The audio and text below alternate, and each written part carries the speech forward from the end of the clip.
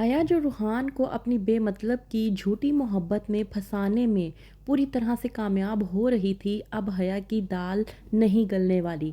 क्योंकि हया को महसूस होने लगा है कि रूहान को महसूस हो रहा है कि हया उससे मोहब्बत नहीं करती और उसके साथ एक झूठे रिश्ते में रह रही है, जो कि रूहान को बिल्कुल भी बर्दाश्त नहीं हो रहा। ड्रामे के नेक्स्ट एपिसोड में आप लोग देखेंगे कि मुबारक मस्तूर के चले जाने के बाद हया अपना दाव खेलना शुरू कर देती है। वो साइमा और रिफ़त के दरमियान में फूट डलवाने की भरपूर कोशिश करती है, जाती है साइमा के पास और वो वीडियो दिखाती है जो उसने रिफ़त और उसकी वालदा की गुफ्तगू के दौरान रिकॉर्ड की थी।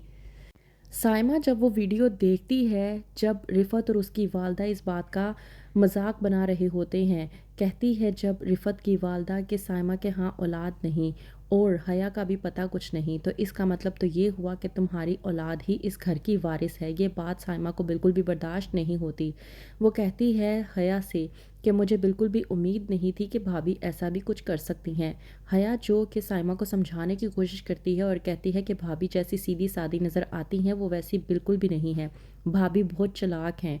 आप ही भाभी को गलत समझ रही हैं। आपको समझना चाहिए। साइमा वो वीडियो देखने के बाद बहुत ज़्यादा गमज़दा हो जाती है और कहती है हया से कि मुझे उनसे तो ये उम्मीद नहीं थी, लेकिन मैं तुमसे एक बात कहना चाहती हूँ। मुझे तुमसे बहुत उम्मीद है। तुम मेरा साथ दोगी ना हया? हया जो कि साइमा का साथ देते हुए कहती है कि भाभी आप बेफ़िक्र हो जाएं, मैं आपका साथ दूंगी, मुझे आपकी फ़िक्र है, तभी मैंने आपको ये वीडियो दिखाई है। शायद वरना मैं आपको ये वीडियो ना दिखाती। और मैं नहीं चाहती कि मैं आपको रिफ़त भाभी के खिलाफ़ बदगुमान करूँ, लेकिन सच्चाई का आपको पता होना चाहिए। वहीं पर दूसरी तरफ रूहान जब आता है घर पर तो हया उसे नज़रअंदाज करने की कोशिश करती है, जिसकी बिना पर हया को लगता है कि रूहान उसे मनाने की कोशिश करेगा, लेकिन जब ऐसा नहीं होता, उसका उल्टा होता है, तो हया ये बात समझने के बाद परेशान हो जाती है और कहती है कि मुझे अपने ख़यालों की दुनिया से बाहर आना होगा, वरना रूहान मेरे हाथों से निकल गया तो मेरे मामलात ख़राब हो सकते हैं। वहीं पर दूसरी तरफ साइमा जो बेहद परेशान होती है वो ज़रार से बात करती है। ज़रार जो कि साइमा को समझाने की कोशिश करता है और कहता है कि मैंने तुम्हें एक बार नहीं बल्कि कई बार कहा है कि औलाद के होने या ना होने से मुझे कोई फ़र्क नहीं पड़ता।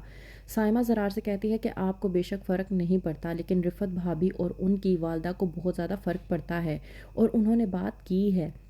ज़रार जो कि साइमा से कहता है कि ये भी तो हो सकता है कि तुमने आधी अधूरी बात सुन ली हो और उनकी बातों को आगे से खुद ही अज्यूम कर लिया हो। इस बात पर साइमा भड़कती है और कहती है ज़रार से कि आपको क्या मैं बेवकूफ़ नज़र आती हूँ जो मैं किसी भी बात को खुद ही अज्यूम कर लूँगी। रिफ़त भाभी और उनकी वालदा ने ये बात बखूबी कही है कि हमारी औलाद नहीं है और उन्होंने मेरा मजाक बनाने की कोशिश की है।